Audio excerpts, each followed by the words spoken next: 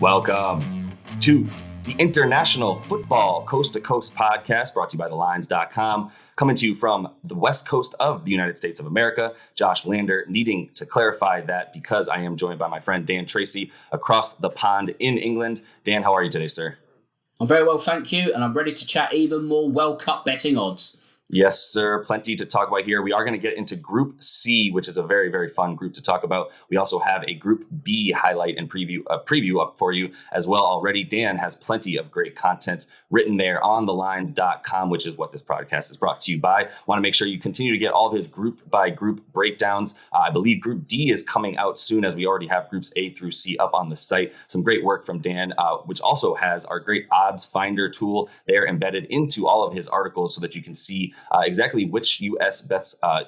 sporting bet sites are giving you the best odds for each of these different types of odds and offerings that they have. We are looking at a lot of great stuff here on FanDuel, Dan, just because I do like a lot of the odds I see and the different options that I have. And there is a lot. You'll see that on that odds tool as well, all the great different offerings here on FanDuel.com. So I do just want to read off a bit about Group C here. As we mentioned, Argentina and Mexico probably favored, but we do have the feisty Polish and a Saudi Arabia team that I don't think should be slept on after just tying the U.S. And a great coach that they have as well there, the experienced Hervé Renard. So looking at Mexico here and Argentina, as I said, Group C winner, Argentina is favored minus 200. Actually, Poland currently at shorter odds plus 410 than Mexico to win that group, and Mexico coming in plus 440, and then 38-1 for Saudi Arabia. We're going to talk about a bunch of different stuff here in terms of obviously group winner, and then a few other odds that we like around each team.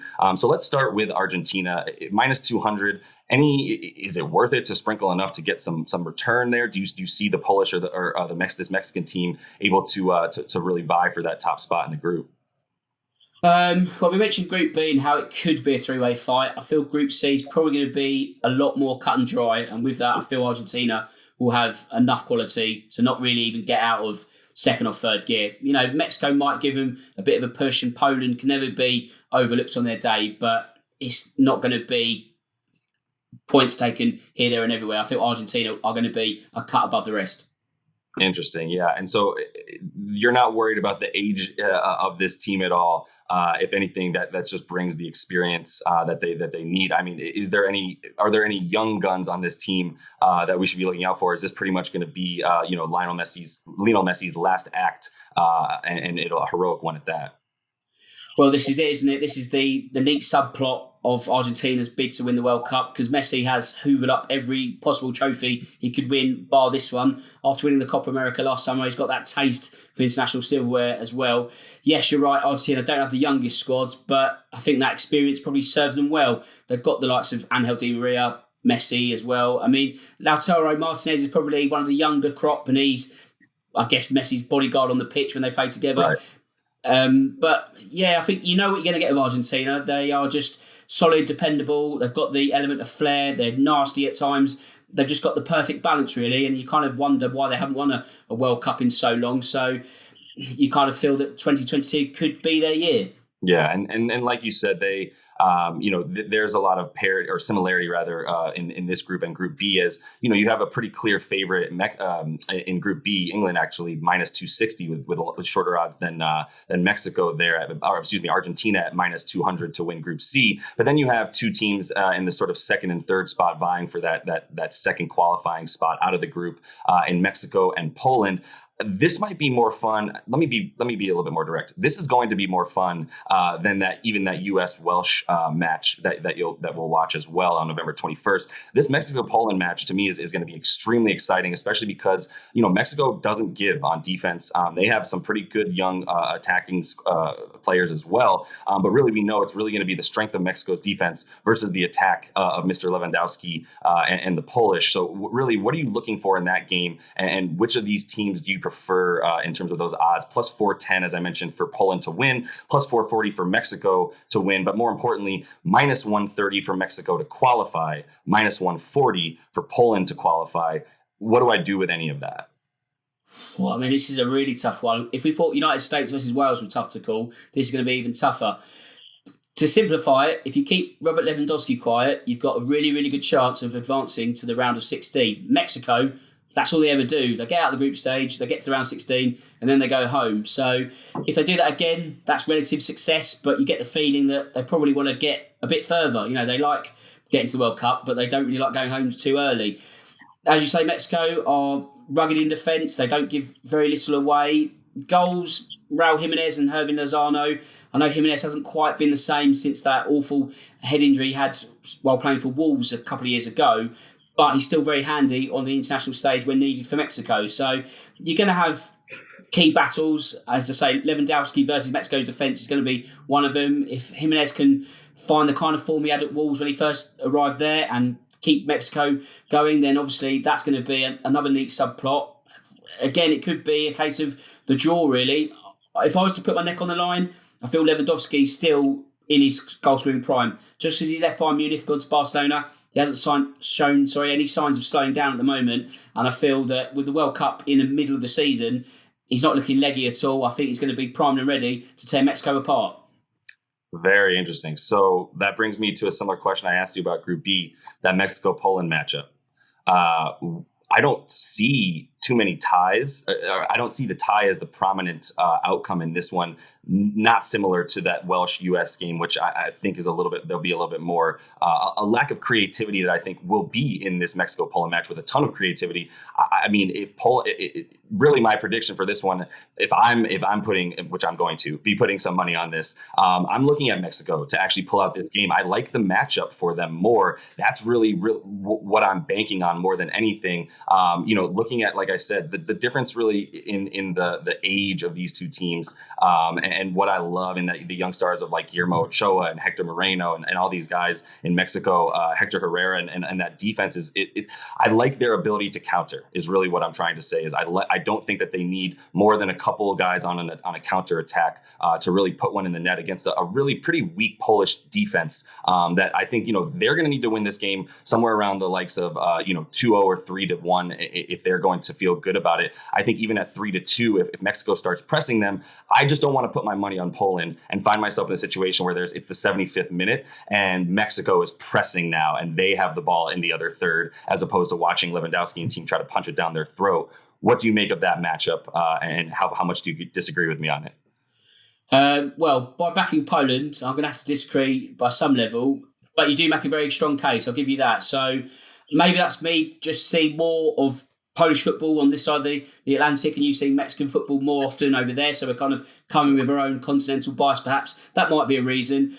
But yeah, maybe I'm giving Lewandowski too much credit. But as I say, he's probably worth a goal head start for Poland, and that's something you've got to factor in. As I say, if you do keep him quiet, though, that's a huge part of the battle won. So if Mexico are going to be as rugged and nasty as you say, then they might just edge it. But I'm going to stick with Poland. I'm going to not waver after your great case, but I'm going to stick with Poland for this one. No, it's fair. And like you said, my case is coming at least in part from the fact that I watched this Mexico team bring the most ferocity possible whenever they play the U.S. In one of the nastier matchups that we see each year. So there could be some bias there. Before I get into a few other bets that are definitely relevant to this group, as there's some teams that can make some noise after the group stage. Saudi Arabia. Hervé Renard, right?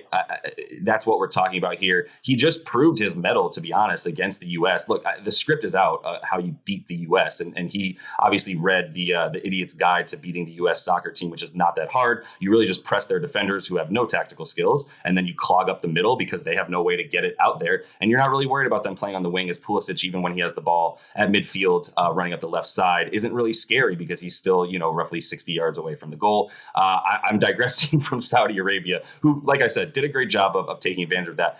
Any reason to think that they can at least draw one of these teams? Well, it might be wishful thinking. I think the saving grace, Hervé Renard is a very good manager, and him being at a World Cup is always a great sight because he's quite a dashing man, let's be honest. The way he wears a crisp white shirt, it's a great sight in an international tournament. However, I digress. In terms of Saudi Arabia, we shouldn't give them too much of a disservice. Every team at the World Cup is there on merit, and Saudi Arabia will be a welcome addition. However, someone's always got to finish bottom of the group. That's not to say they'll be whipping boys by any stretch of the imagination. I think they'll be good for goals in matches, but I just don't see where they're going to get the points from. 2-1 defeats probably will be largely the order of the game. Argentina might be a bit more dominant, but they'll hold their own, but I just don't see where they're going to get points from, unfortunately. And it does feel like one of those games where they're going to come out in the opening, play the best team in maybe the tournament in Argentina, at least, top 5-ish team in the tournament. If there's 2 or 3 goals scored in the first 20, 30 minutes, this thing could get ugly and turn into one of these 6-0, 7-1 matches that we've seen in the past, especially from a team like Argentina, who, look, maybe you just like Saudi Arabia to score a goal in that match because then you just pick up some garbage time, which is what Argentina is often known for. After they go up 6 or 5 to nothing, then they just give up some dinky thing from Saudi Arabia, who will try till the end and will likely have at least somewhat of an advantage against some teams in terms of the heat, but they are playing Argentina and Mexico where it's very hot as well. So let's move on to a few things here left in Group C that are a bit more interesting, like one bet that I want to throw at you, which I'm looking at very closely. Group C to be the team that has the winning team come from this group, right? That's the one where it's at plus 700. I just think with the combination of Mexico and look, I'm not saying that they should be favored. I'm not saying that Argentina should even be favored over the likes of, a France or a Brazil right now. But I think at plus 700, to just say I'm betting on Argentina to win it all and I get plus 700. And look, it's a bit down. Is it worth it, or do I just take them outright and not even worry about the group thing? Right now on FanDuel, it's the same at plus 700 for them to win it all, or somebody from Group C to win it all. Might as well throw a few more teams into the mix if you're going to bet on Argentina in the first place, I guess. Yeah, I guess that is the logic behind it. You're right in the sense that Mexico probably aren't going to go all the way to the final and win it. But if you feel they've got some semblance of chance, it's adding a free team into the mix, isn't it? If you're only getting the same odds for Argentina, why not go for the group? At least you've got Argentina, Mexico, Poland at a push as a couple of free hits, really. So, yeah, there is some logic in it. And I feel that Argentina are probably going to be good for the semi-final at least. If the bracket goes as planned, you're looking at Brazil in a South American super clash. So, we've kind of spoken about Messi dragging the nation to World Cup glory. So that could be the biggest hurdle, but it's a hurdle which can be cleared at the same time. So, yeah, I think there is merit in going for Group C in terms of a winner. Yeah, I think it's at least worth it. And obviously we'll get to the other groups that contain a few of these other favorites and maybe feel a bit better. At this stage right now, I do think it's worth it for a few of these favorites for you to sprinkle some money on it. I mean, the odds, if they remain up on these U.S. betting sites, are not going to get any better for you once these teams obviously continue to progress through the group stages. So understood here. I think I'm looking at Mexico, Dan looking at Poland to be the teams that come out of this group alongside Argentina. I will say I am going to do what I said in Group B and sprinkle some on a parlay of the Group B winner and Group C winner. England minus 260, minus 200 with Argentina. That gets me up to about plus 108 on most places where you would find it. I love that for anything that I would put on there for both of these teams. I think they both, like you said, the window is closing for both of them. And so this is going to be one of the final chances they have for a little while. So any parting thoughts here, Dan? Anything else we should know about Group C? Obviously, you have that great article up already on thelines.com. But if you'd like to add anything else here, please do. Well, although I've said Poland to get out of the group in terms of qualification, you'd like to think that Mexico, they always get to the round 16. So maybe I'm sort of talking myself out of a tip here, but to advance out of the group is minus 110 as I'm looking at the odds finder now. And you kind of think, well, actually, if they're always getting out of the round of 16, or sorry, getting to the round of 16, shall I say, then why not go for that as a punt? But then again, Poland are there standing in their way. So I can see why you go for Mexico, but I'm going to stick with the Polish. I'm going to stick with them. So Robert Lewandowski, don't let me down, please. I'm talking you up big time here. Please don't let me down. So although Mexico has got some logic, Poland's finished second in Group C.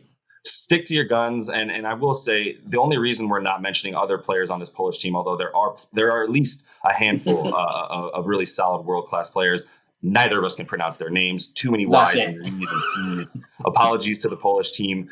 We know that you have other solid players outside Lewandowski, but that's the only one whose name we can pronounce easily with our Anglo-Saxon backgrounds. So that will be all the time that we have for you guys in this one. Make sure to like and subscribe. Dan and I are going to continue coming at you with these group-by-group breakdowns. Also, make sure you're on thelines.com so you don't miss any of Dan's great articles for each of these groups with that great odds finder tool in there as well. And until we see you next, happy betting.